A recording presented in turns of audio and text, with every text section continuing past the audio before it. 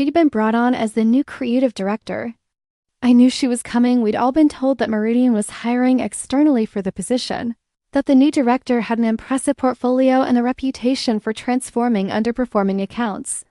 There had been a brief flicker of tension in the office about this. Several internal candidates had been passed over, including our former art director, Marcus, who handled the news with admirable professionalism while clearly and understandably feeling the sting of it. What none of the memo language had conveyed was the particular quality of her presence. The way she occupied a room not through force or volume, but through a kind of concentrated stillness that made you want to lean in. Diana Reyes was 49 years old. She was Puerto Rican and Italian, raised in Miami, educated in New York, polished by 15 years in advertising, and then another decade building her own small creative firm before it was acquired. She had dark brown hair shot through with silver that she wore in a low chignon, sharp cheekbones, and eyes that were the color of dark amber when the light caught them at certain angles. She dressed with the casual precision of someone who had long ago stopped caring about fashion and started caring only about elegance. That first morning she wore a charcoal blazer over a white silk blouse, slim black trousers, and small gold earrings shaped like crescents. She shook hands with each of us around the conference table. When she reached me, she held my gaze for a beat longer than felt strictly professional, and said, "Maya, I've looked at your account records. You're the one who saved the Alderton campaign last spring. It wasn't a question." I said yes, a little startled, and she nodded once and moved on. And I spent the rest of that meeting doing a very poor job of paying attention to the quarterly projections being discussed. The Alderton campaign she'd mentioned was a situation I was modestly proud of, but not particularly famous for. I had caught a critical misalignment between the client brief and our creative direction about 10 days before launch, and spent a sleepless week managing the pivot. That she had found it in my records, read it carefully enough to mention it, and framed it the way she did as something worth noting. Something that defined a competence she found interesting was the kind of attentiveness that I filed away quietly and didn't examine. I told myself it was admiration, respect for a senior colleague. That was not unreasonable. She was clearly brilliant, clearly experienced, and there was something about the way she spoke, the way she edited her sentences to their essential core, that I found deeply appealing in a purely intellectual sense. I had always responded to intelligence. That was all this was. The second week, she stopped by my office doorway late on a Thursday afternoon when most people had already gone home. She'd had a coffee in each hand and held one out to me. "You take it black, yes?" she said. I did. I had no idea how she knew that. "I noticed," she said simply, when I raised an eyebrow, and sat down across from my desk without waiting to be invited. And we talked for an hour and a half about the Harmon account, about design philosophy, about whether beauty and effectiveness were the same thing or fundamentally different things, about a book we had both read years apart and had wildly different responses to.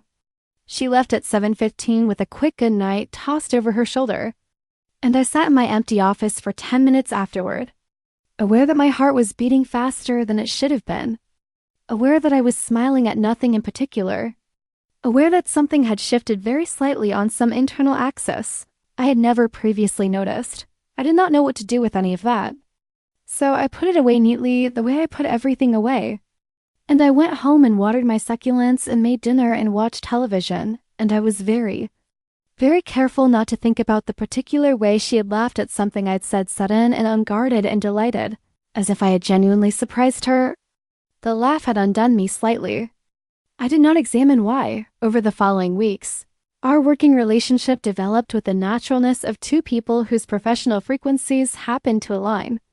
She was exacting in her standards and direct in her feedback. She once returned a deck of mine with a single written note that said, "Not this.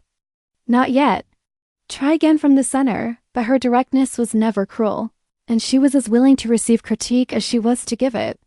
Once, during a client presentation, I pushed back on a direction she'd approved, and she looked at me for a long moment with an expression I couldn't entirely read, and then said, "You're right. Let's rethink," in front of the client, in front of the whole room. I had never had a supervisor do that before. I had never felt quite that combination of respected and disoriented at the same time.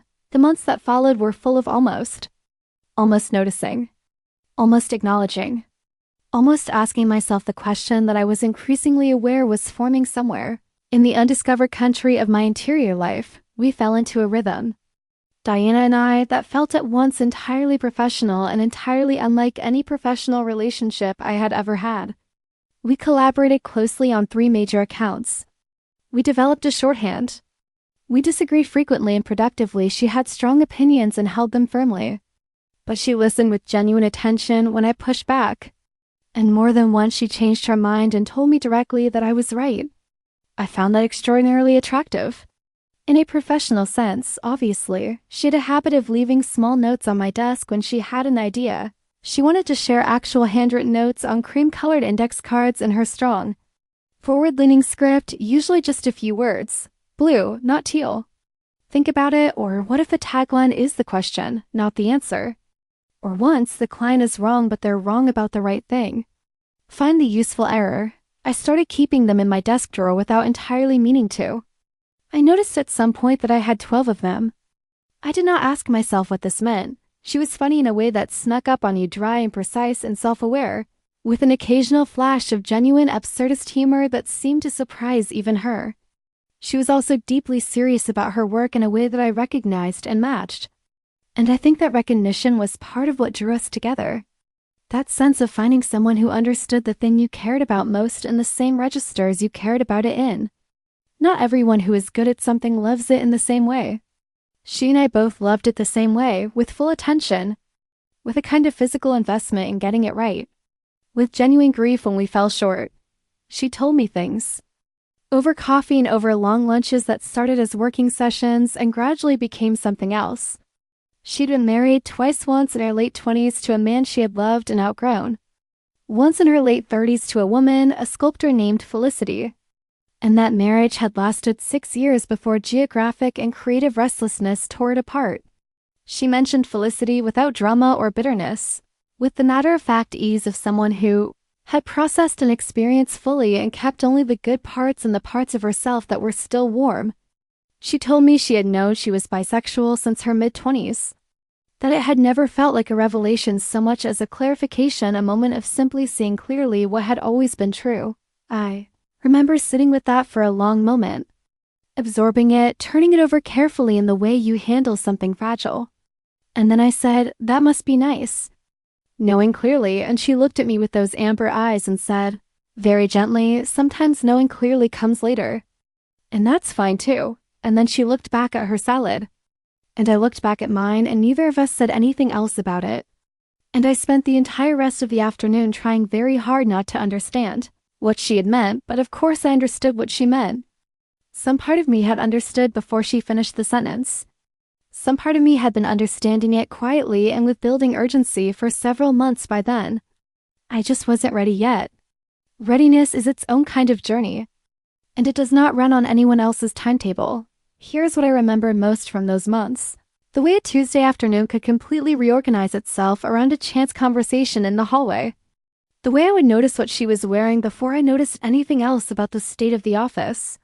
The way her name in my email inbox produced a small, swift heat in my chest that I had trained myself to interpret as professional anticipation. The way I sometimes, sitting across a conference table from her, had to look away not because I was embarrassed, but because looking for too long felt like standing in strong sun. Too bright. Too warm. Too something I didn't have a word for yet. I had all of this information, carefully and consistently misfiled under headings that were technically incorrect. Admiration, respect, professional chemistry. The influence of a strong mentor. All of those things were also true. None of them were the whole truth. The whole truth was forming in a language I hadn't learned yet, in a room of myself I hadn't yet opened, and I was not yet ready to open it. But the door was there. It had always been there. I was just beginning in those months to notice it. It was a Tuesday in November, 3 weeks before Thanksgiving. Gray and cold in that specific Pacific Northwest way that is not dramatic but deeply insistent. When Cecilia from HR stopped by my desk to let me know that Diana had requested a one-on-one meeting at 4 o'clock, my calendar was already blocked. I said yes, of course, and smiled. And when Cecilia left, I looked at my computer screen for a minute without seeing it. I'd had dozens of meetings with Diana by then. That was not what this was. One-on-ones with the creative director and a senior account manager were typically performance reviews, or the kind of frank conversations about career trajectory that Meridian prided itself on having. It was entirely routine. It was the most ordinary thing in the world. I spent the next 4 hours editing copy for the Harman campaign launch. Without retaining a single word, I wrote at 3:55. I touched up my lip gloss in the bathroom mirror for reasons I didn't interrogate, and then felt immediately ridiculous, and then went down the hall. Her office was at the end of the main corridor, a large glass-paneled room that was usually visible from 20 feet away through the transparent walls. She had closed the inner blinds, which she rarely did. That detail registered somewhere below my conscious attention. I knocked. She was standing at the tall windows looking out at the city below, which was doing what Seattle in November does, surrendering to the early dark with a kind of graceful resignation. She turned when I knocked, and something in her expression, concentrated, careful. The way she looked when she was about to say something she had thought through, completely made my breath go shallow. "Close the door," she said. "Please sit down." I sat across from her desk. She stayed standing for a moment, then seemed to decide something, and came to sit in the chair beside mine rather than behind the desk. That detail lodged in me, the small geometry of that choice, the deliberate removal of the hierarchy of the furniture, choosing to be beside me rather than across from me. It was the kind of thoughtful gesture that people make when they're being careful about something important. She folded her hands in her lap and looked at me directly. And she said, "I need to tell you something. And I need you to hear it in the spirit it's intended, which is professionally responsible and not in any way inappropriate." "Can you give me that?" I said. "Yes, I've been aware," she said carefully, "for several months, that the dynamic between us has become something that requires acknowledgement. Not action, I want to be clear about that. I'm your supervisor and I take that seriously, and I have no intention of behaving otherwise. But I think you deserve honesty because I think you've been in a difficult internal place for a while. And I don't want to contribute to that by pretending I haven't noticed what I've noticed." There was a long quiet. Outside, the city hummed in its subdued November way. The heater ticked. The office building shifted slightly in the wind, as old buildings do.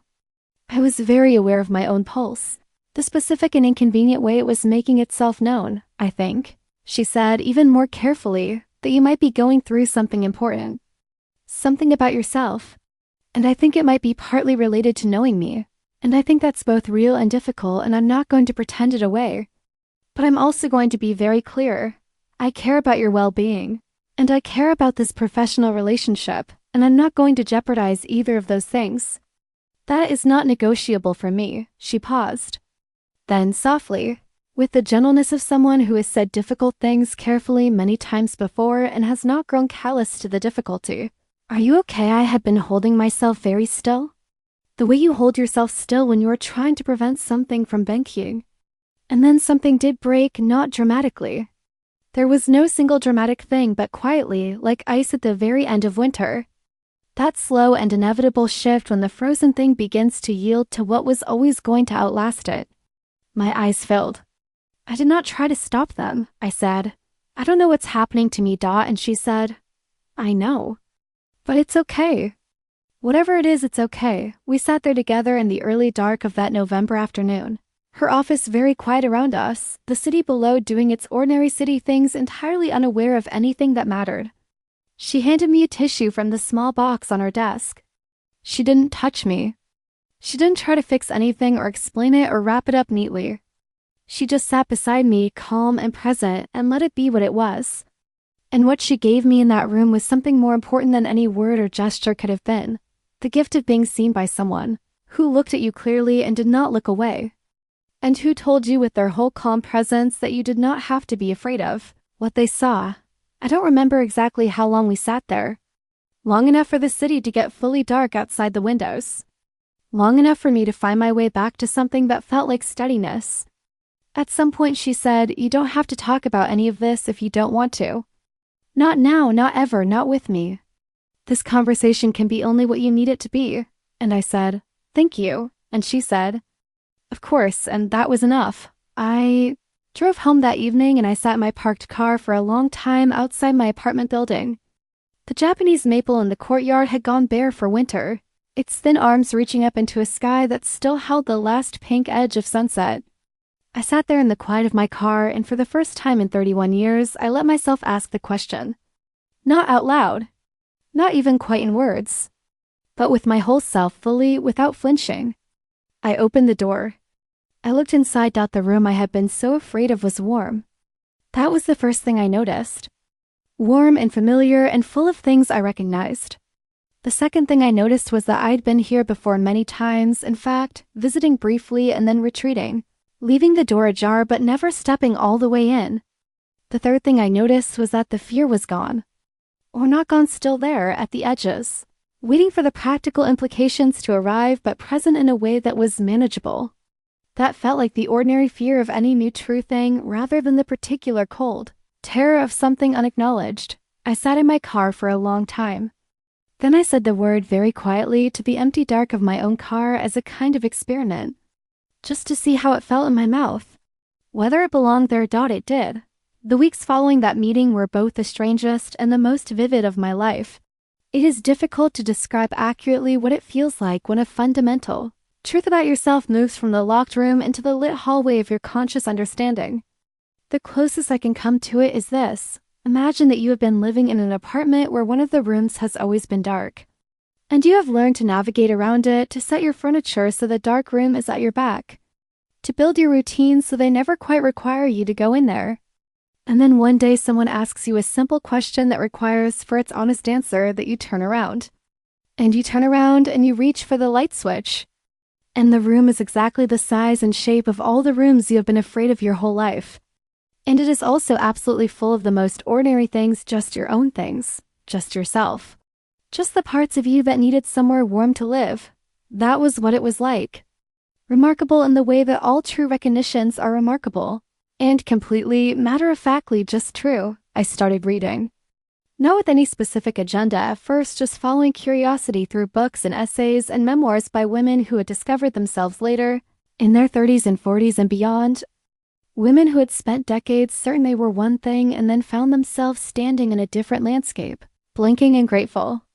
I found Carmen Maria Machado and Maggie Nelson and writers whose names I hadn't known before, who described with such precision the experience of loving in a new key, of finding a desire that finally matched the shape of your own hands. I read with the particular urgency of someone reading toward themselves, not looking for a narrative to copy, but looking for evidence that the thing was real, that it happened to real people, that the language for it existed. I also read less successfully at times. I found myself in internet rabbit holes and forum threads and comment sections at 2 a.m, reading strangers' stories with the intensity of someone reading dispatches from a country they are about to visit. It was not always comfortable. Some of what I found frightened men at the community itself, which was overwhelmingly warm and various and human, but the comments on the outside of it, the people who had opinions about who was and wasn't welcome anywhere. I had known abstractly that homophobia existed. Now it was personal in a way it hadn't been before, and that required some integration, but the discomfort was peripheral. At the center of everything was something that felt remarkably, persistently like relief. I called my friend Jasmine on a Friday night 3 weeks after the meeting. Jasmine had been my closest friend since college, a tall, irrepressibly joyful woman who worked as a pediatric nurse and who had, for years, been telling me with varying degrees of directness that she thought I was probably not as straight as I assumed. I had rolled my eyes at this every time. Had told her she was projecting, had once made a slightly sharp remark about it that I regretted for months afterward. Now I sat on my kitchen floor with a glass of wine on the floor because I wanted to be close to the ground, which made no logical sense but felt correct, and I called her and told her she'd been right. She burst into tears immediately. Not sad tears. Jasmine's joy is a full-body event, and when she is moved by something good, she produces what she herself calls happy cry, which is exactly as described. She cried for 30 seconds, then laughed, then said, "Oh my God, I've been waiting for this phone call for 6 years." And then made me promise to come over immediately. And I did, and we talked until 3 a.m. And she fed me soup and several small chocolates, and she held my hands at one point and looked at me steadily and said, "Maya, you look different. You look like you finally match." I held on to that. I thought about it for days. You look like you finally match. Yes, that was it, exactly the sense of finally being in the same room as yourself, occupying yourself fully. No part of you living in a different house and hoping no one noticed. At work, I saw Diana every day. We maintained our professional rhythm entirely, the collaboration, the shorthand, the creative sparring that had been one of the genuine pleasures of my working life. She gave no indication that what had passed between us in her office had altered anything, and I understood that this was both generous and correct. She was my supervisor. She had handled a delicate situation with remarkable care. The conversation had been a gift, not an opening. A door to my own interior life, not to hers. I understood that, and I was grateful for it. And some days I was also human enough to wish it were otherwise, which I managed by being very busy and watering my succulents more frequently than necessary. I noticed things differently now. Or rather, I allowed myself to notice them. I stopped filing my own observations under incorrect headings. I let the information be what it was. And the information was, I was drawn to women in a way I had never been drawn to men, and had been all my life, and this was simply, clearly. And without drama, true. January in Seattle is its own particular experience. The darkness comes early and stays late, the rain has given up any pretense of variation and simply continues. And the trees in the courtyard outside my apartment stand in their winter bareness with what I have always found to be a kind of admirable honesty: no leaves. No performance, just the actual structure of the thing. The essential shape. I started seeing a therapist. Her name was Dr. Sandra Park, and she worked out of a small office on Capitol Hill that smelled faintly of tea and the kind of paper that comes from a great many books. She was in her mid-50s, Korean-American, small and precise, with reading glasses on a chain around her neck that she lifted to her eyes when she was reading something and lowered when she was listening to you, as if she needed to see you more clearly in those moments. She was direct in the way of someone who has spent decades listening to people avoid their own points and has developed an efficient way around the purity avoidance. In our first session, she said, "Tell me what brought you here." And I talked for 50 minutes and barely scratched the surface, and at the end she said, "It sounds like you've been carrying a very heavy thing for a very long time by yourself." I cried in a way I hadn't cried since childhood, not from grief exactly, but from the specific relief of being heard accurately, of having someone reflect back to you a truth about your own experience that you had been trying to see clearly and kept slightly missing. It was excellent and terrible, and I went home afterward and slept for 9 hours straight. I kept going back every Tuesday. Dr. Park was good at the question just slightly to the left of the one you had prepared for the one that found the door in the wall you thought was solid. She asked me once, about 6 weeks in, when do you first remember knowing something was different? And I sat with that for a long time, and then I said college. Sophomore year. There was a woman in my art history seminar named Rebecca.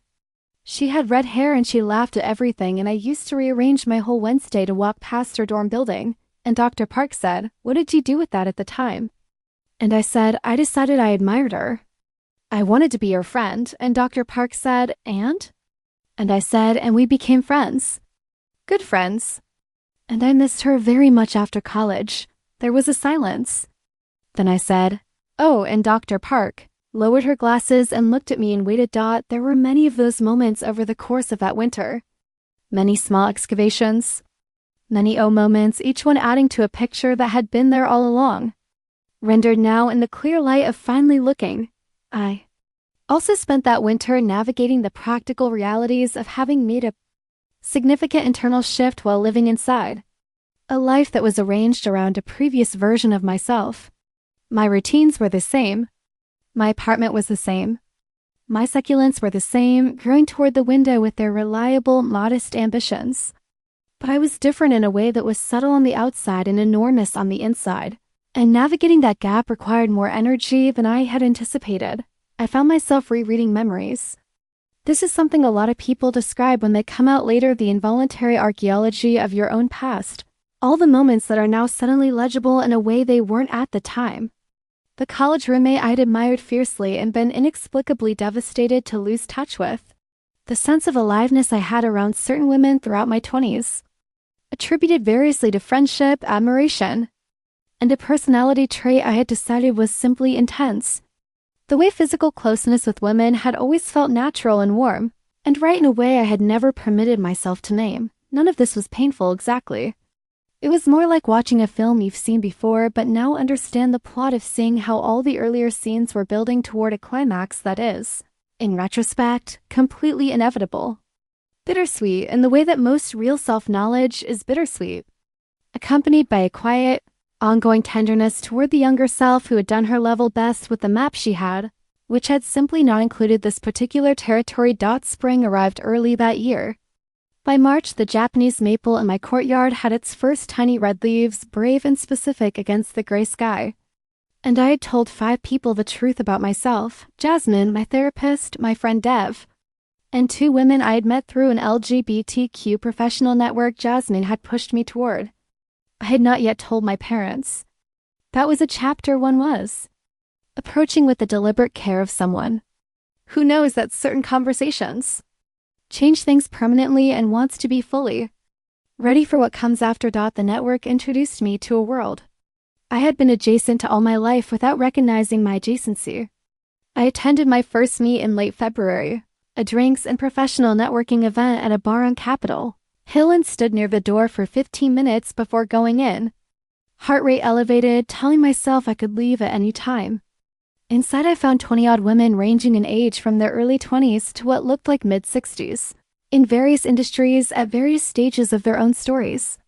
Within half an hour I was deep in a conversation with a woman named Tomoko, who was 42 and had come out at 38 after 18 years of thinking she was just not a relationship person, and who was now engaged to a woman she described as the most annoying and the best person I have ever met, which I now understand to be the same quality in different lights.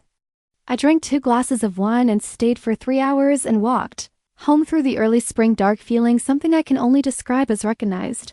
I went back every month.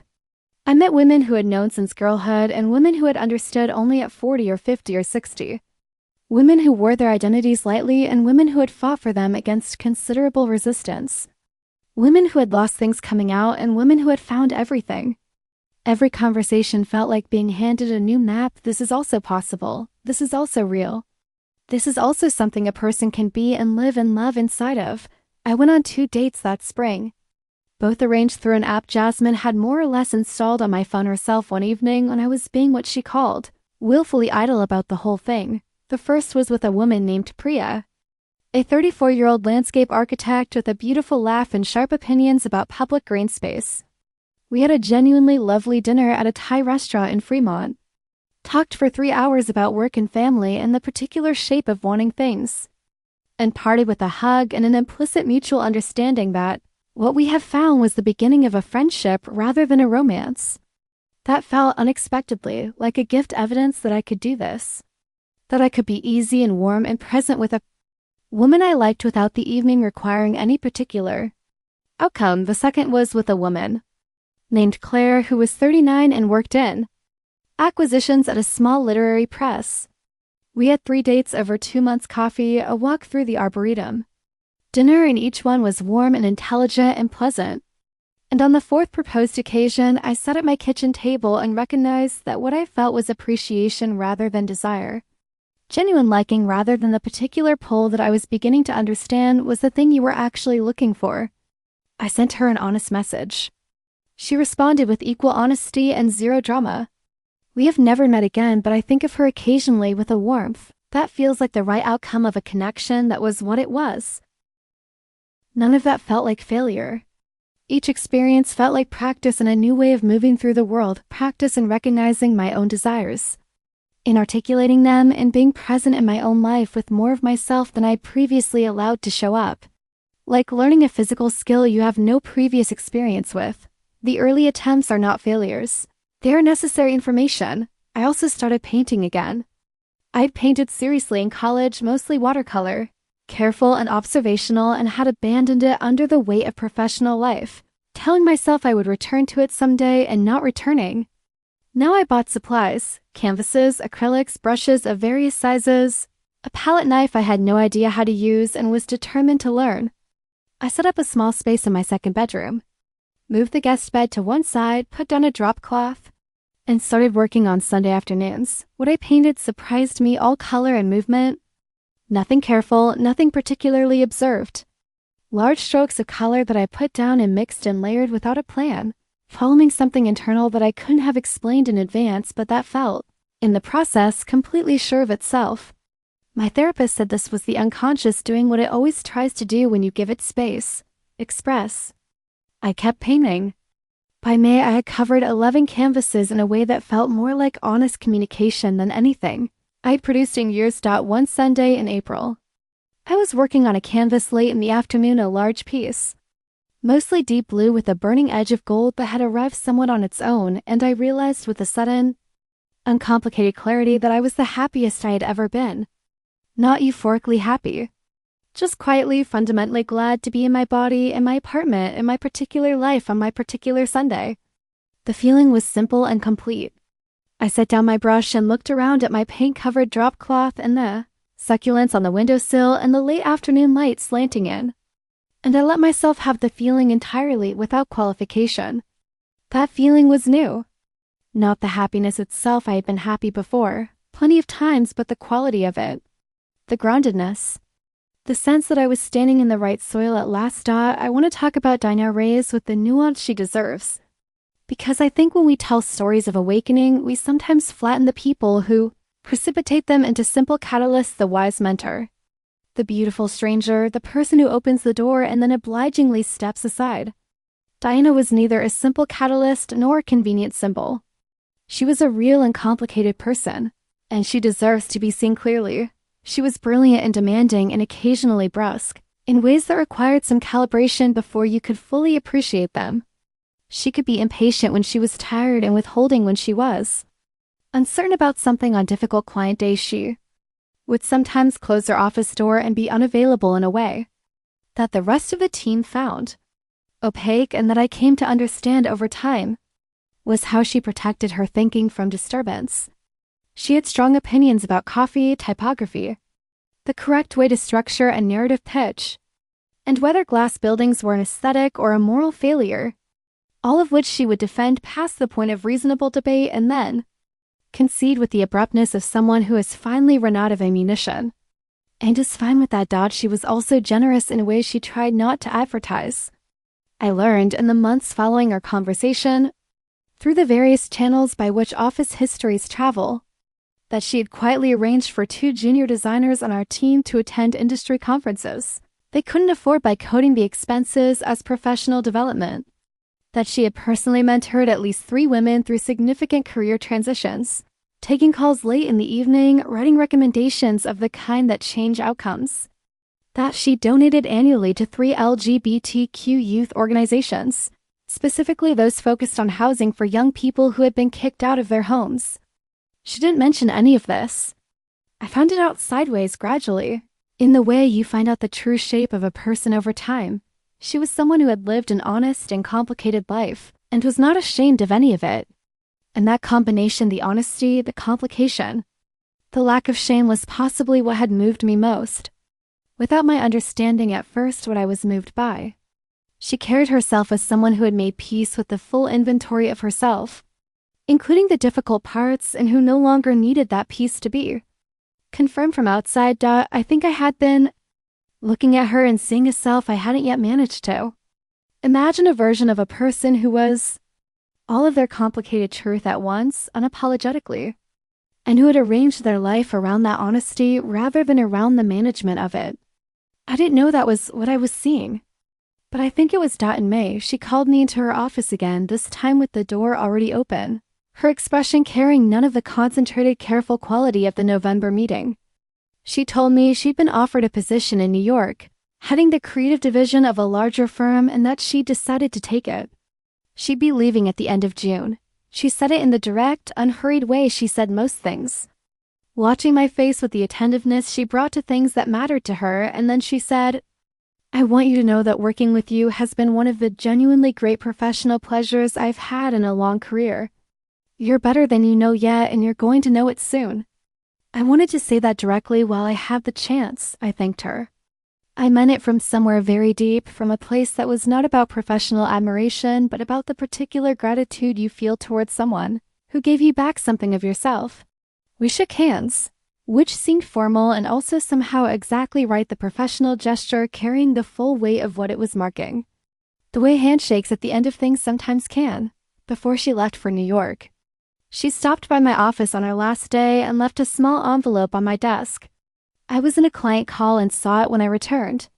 Inside was one of her cream-colored index cards, and on it, in her strong forward-leaning script, she had written, "You look like yourself now." Keep going, I kept that card. It lives in my desk drawer now, among the others she left over the years we worked together. And sometimes when I need reminding, not of her exactly, but of the things she witnessed in me, the thing she confirmed was real, I take it out and read it. You look like yourself now. Keep going, yes, that was it. That was all of it. I met Elena Vasquez at a gallery opening in August. 8 months after the meeting with Diana, it was a friend of a friend. Invitation. Jasmine's friend Marco had a piece in the show, and Jasmine had strongly suggested I come, which in Jasmine's vocabulary is a step below "I will come to your apartment and physically escort you." So I went. The gallery was in Sodo, a large industrial space converted with minimal fuss into something that managed to feel both raw and carefully considered. The work in the show was large and physical sculpture, textile installation, a few big canvases. I arrived slightly late, got a glass of wine, and started working my way through the space. She was standing in front of a large, abstract canvas all burning orange and deep wine red, the kind of piece that seems to generate its own heat, and she was looking at it with the same intensity I had recently started bringing to things I loved. That full-body attention that doesn't hold anything back. She had her head tilted slightly to the left. She was wearing a white linen shirt and dark jeans, and she was the most beautiful person I'd ever stood next to. And I knew this with a clarity that was entirely new to me, not the tentative, filed-away recognition of before, but the simple, clear, present-tense acknowledgement of desire. I stood near her and looked at the painting and felt my entire nervous system quietly reorganize itself. I don't know what I would have done if she hadn't spoken first. Probably looked at the painting for too long and then moved carefully to the next piece without making eye contact. But she turned slightly, noticed the small canvas I was carrying. I had brought a piece of my own to give to Marco, a small work I'd done the previous month, and said, "Is that yours?" I said yes. She said, "Can I see it?" I held it up. She studied it with the same full attention she'd brought to the gallery piece, her head still tilted slightly to the left, and then she said, "The weight is in the middle." That's interesting. Most painters put it at the edges. What were you thinking about when you made this? I told her the truth. I said, I was thinking about unlocking something, and she looked at me for a moment, a specific, direct look that saw through the abstraction of the statement to whatever I meant by it, and said, "Yes, that's exactly what it looks like." And we looked at each other, and something passed between us that felt entirely new and entirely familiar at the same time, the particular recognition of meeting someone whose frequency your body already somehow knows. She had a direct, unhurried way of talking that shared certain qualities with Diana's precision, but was entirely its own thing, warmer, more curious, more likely to pause in the middle of a sentence to rethink what she was saying and say the truer version. We talked for 3 hours that night, walking through the gallery and then outside into the warm August. Dark Seattle in August is genuinely beautiful, the late light lasting until 9. The air carrying the faint salt smell from the sound, and then to a cafe down the street, where we drank coffee neither of us needed at 10 p.m. and kept talking. She asked questions the way she looked at things, with her whole attention actually interested in the answer. When it was finally time to leave, she asked if she could call me, and I gave her my number with a directness I had been practicing. That new way of standing fully in my own desire without apologizing for it. I walked back to my car grinning at the sidewalk like an absolute idiot. And I didn't care even slightly. Falling in love with Elena was like learning a language you realized you'd been hearing all your life without understanding it. The words were suddenly intelligible. The grammar made sense in your body before your mind caught up. I had loved before genuinely in my way, but this was something different in its quality. Something more fully embodied, more lit from within. More like being entirely present in a thing rather than slightly alongside it. Our first 3 dates established a pattern that felt, in retrospect, like two people recognizing the shape of something and deciding, with increasing confidence, to move toward it. The first was coffee on a Saturday afternoon, 2 hours that turned into 4. walking through her neighborhood in Capitol Hill looking at things in mural on a parking garage. A particularly ambitious window box, the progress of construction on a building she had views about. She was an interesting person to walk with because she saw structures in everything. Mentioned load-bearing walls and cantilevers with a kind of affectionate intimacy. Pointed out the places where something old had been. Adapted into something new in ways that either worked or didn't. And had strong reasons for her views. The second date was a walk through Discovery Park that turned into a late lunch. And on the way back she showed me on her phone photographs of the pieces she'd made: a dining table in white oak, a set of shelving in walnut, a small cabinet with hand-cut dovetail joints that was the most beautiful piece of joinery I had ever seen. She talked about wood the way I was learning to talk about paint, as something that had its own logic, its own preferences, its own grain and character that you learn to work with rather than against. I asked if I could see the workshop and she said yes, next time. And there was a particular quality in the way she said next time certain. Unhurried that I held on to all the way home. On the third date she cooked.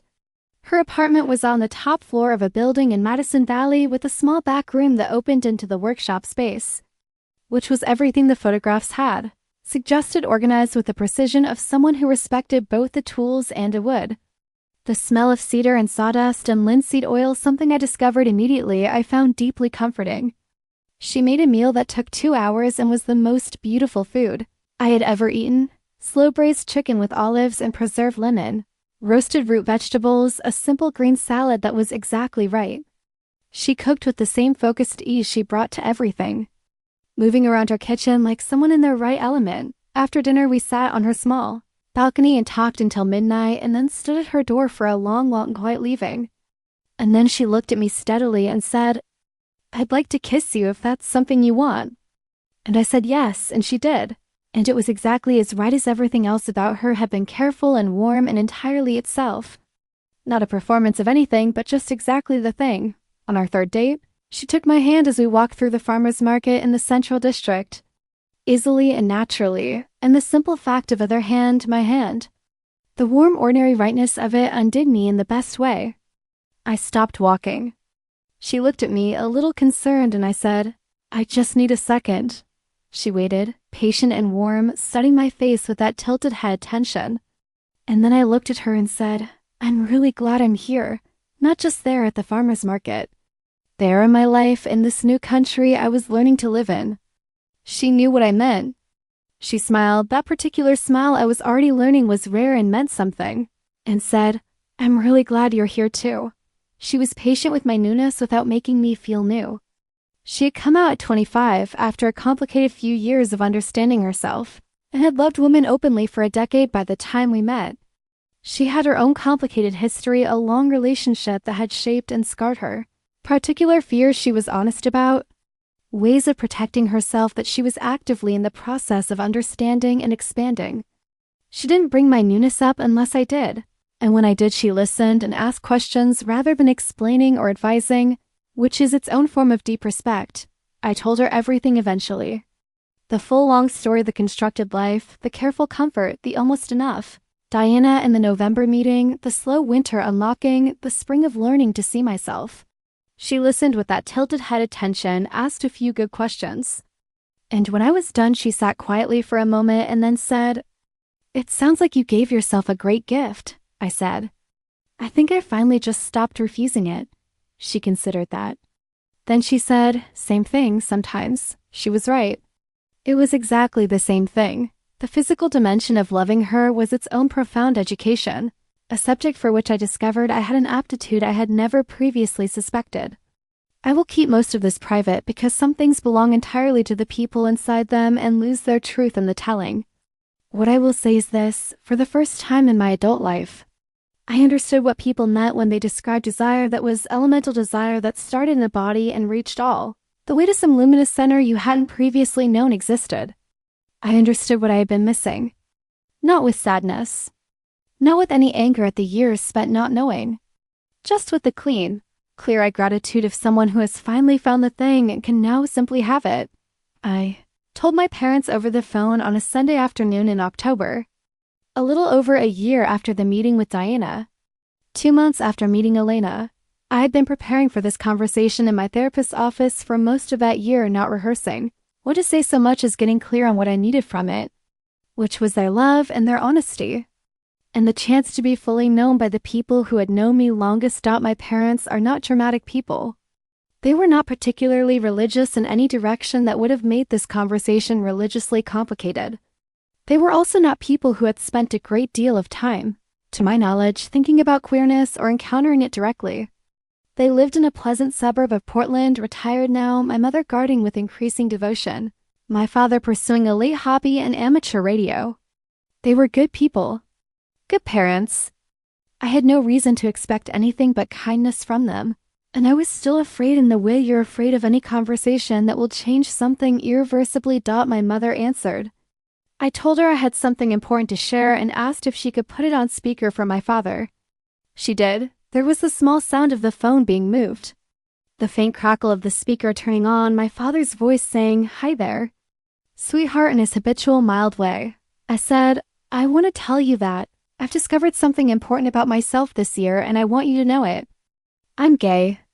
Or queer. I'm still getting comfortable with the vocabulary, but that's the essential truth of it. And I've met someone. Her name is Elena and I'm very happy." There was a silence that lasted probably 10 seconds and felt, to me, like considerably longer. Then my mother began to cry. She cried for about 20 seconds, while my father said her name quietly once. Then she said, her voice thick, "I'm sorry. I'm not. These are not bad tears. I'm crying because, Maya, I've spent 30 years wondering if I'd somehow made you afraid to tell me things. Wondering if something in how I raised you made you think you couldn't be fully yourself with us. And I see that you've been carrying this alone." And she stopped. I said, "Mom, you didn't." I made myself afraid. And I'm not anymore. There was another silence, and then she said, very simply, okay, I love you." And then my father, who had been quiet all this time in his characteristically considered way, sighed, "I have some questions, if that's okay. Just I want to understand." And I said, "Of course." And he asked a few careful questions. Not intrusive or complicated ones, but honest ones had I known for a long time. Was I okay? Was this person good to me? And I answered them honestly.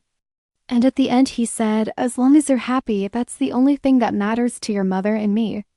Your mother and I have only ever wanted you to be happy." He paused. Then, "Are you happy?" I said yes. "Then good," he said. Good. It was not a perfect conversation. There were things in my mother's response that required unpacking across several subsequent calls, a residual guilt about her own imagined failure that took time to address, a generational unfamiliarity with the vocabulary and context that required patient education.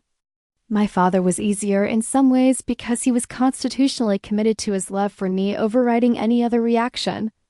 And he had the honest practicality of someone who simply wanted good things for the people he loved and was focused on verifying that those good things were present.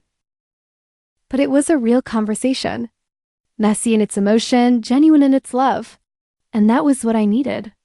Not a perfect conversation, but a true one. I called Elena immediately after, standing in my kitchen with my heart rate still elevated. She answered on the second ring.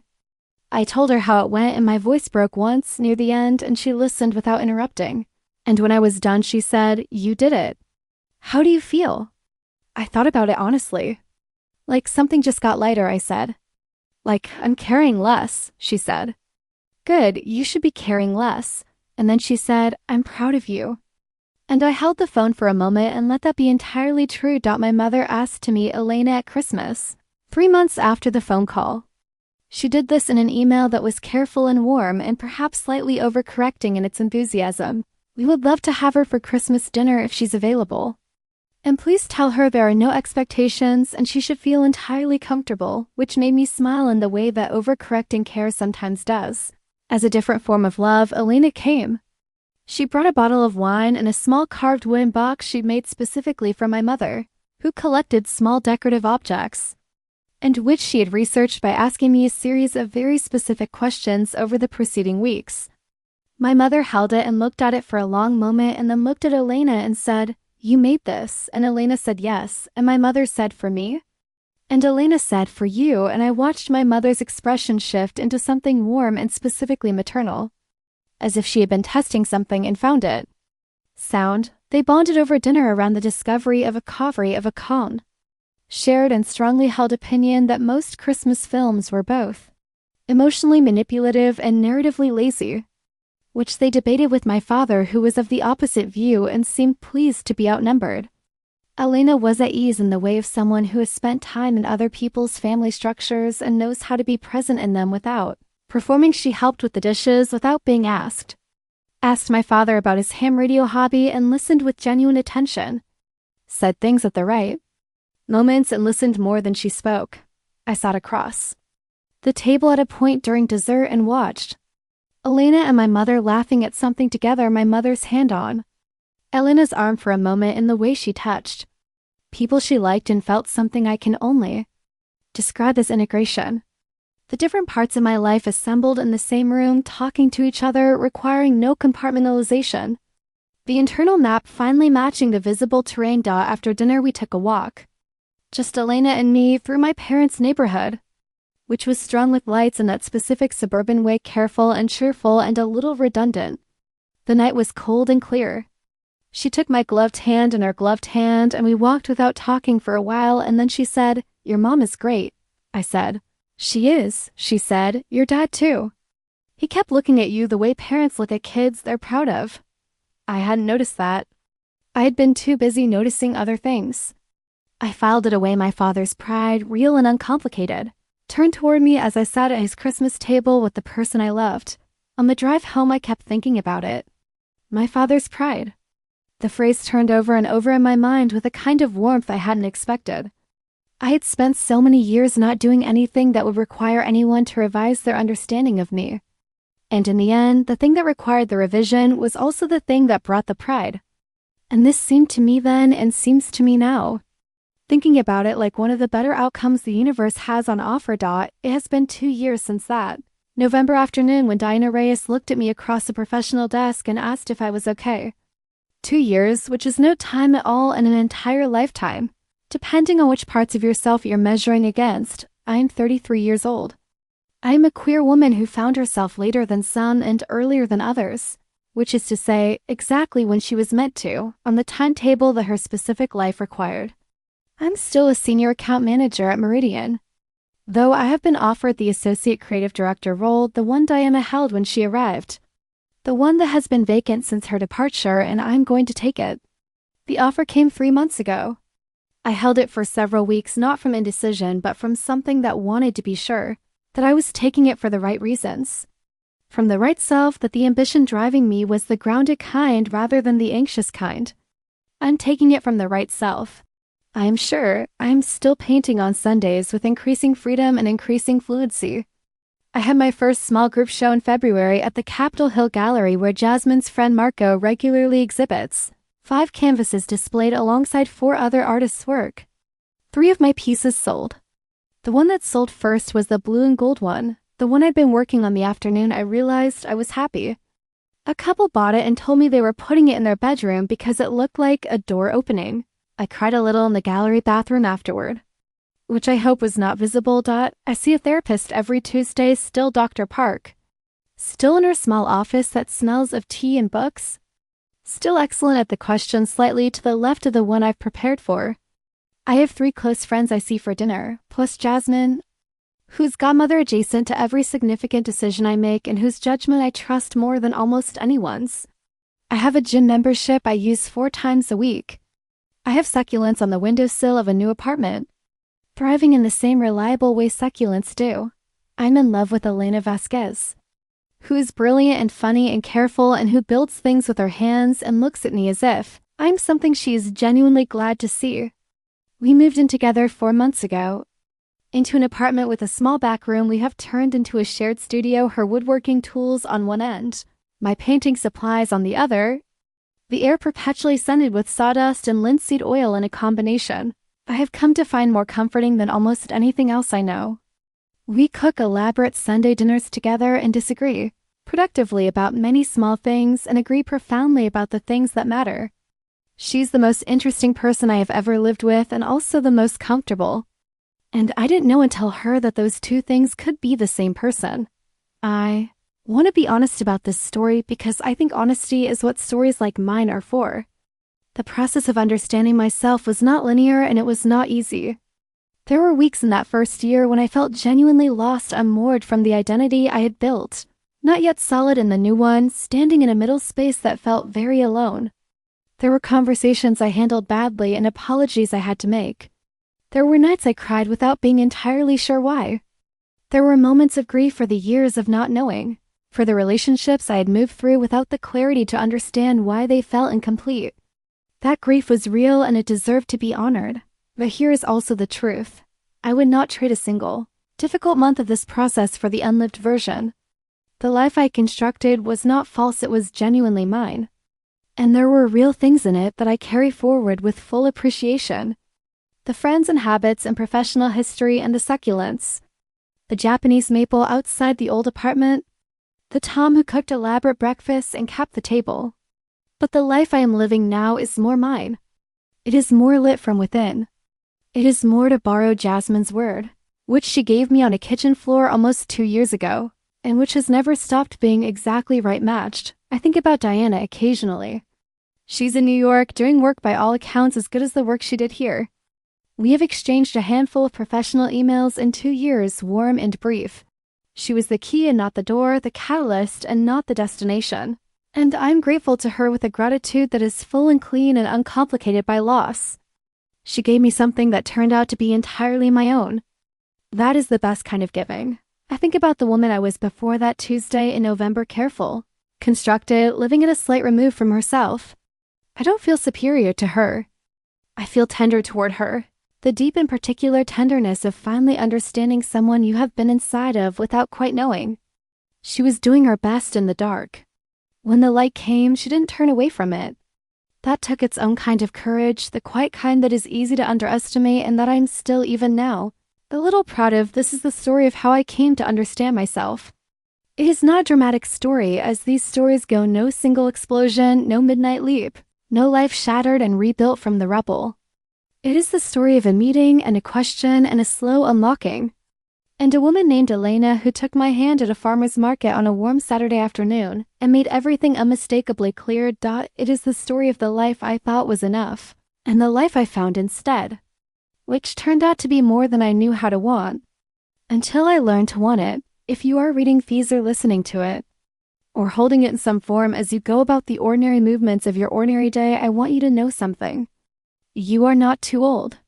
You are not too late. You are not too anything. There is no correct age at which self-knowledge is supposed to arrive, no deadline you have already missed. No version of yourself you should have been but failed to become.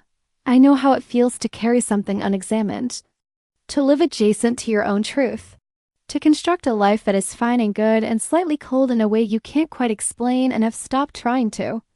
I know how it feels to look at a ceiling at 3 a.m. and know that the word for what you're feeling is right there, just below the surface, and to choose again. For one more night not to surface it. I know how it feels to be afraid of what knowing would cost. The relationships you would have to revisit in your own memory. The family conversations you would have to have. The identity you've assembled over years, tested and familiar, that you would have to allow to change. The comfort of certainty even when the certainty is wrong. I know how it feels to tell yourself that this is just how you are. That not everyone needs to be lit up from inside. That the quiet of a constructed life is itself a kind of fullness and you should be grateful for it. I know all of this because I did all of this for 31 years with considerable efficiency, but here's what I want you to also know. With the same directness, the cost of not knowing is higher. It is paid daily in small increments that are easy to miss until you add them up. The low-grade distance from yourself. The feeling of watching your own life from slightly outside it. The love that doesn't quite fit because you haven't yet understood the shape of your own capacity to love. The Sunday afternoons spent vaguely restless without knowing why. The conversations where you say the right things but mean something slightly different. The particular loneliness of a closet you don't know you're in. You deserve the matched version of yourself. Not someday. Now, or as close to now as you can get there on whatever timetable your particular life requires. At whatever pace feels survivable, with whatever support you can find and build and ask for. You are allowed to take your time. You are also allowed to stop waiting. Find your catalyst, not Diana Reyes specifically. but the person or the book or the conversation or the quiet Tuesday afternoon that opens the room. It might already be happening. The door you haven't opened might be right there, and you might already be standing in front of it, hand on the knob, almost ready. When you are ready, open it. Step through. The light is just light.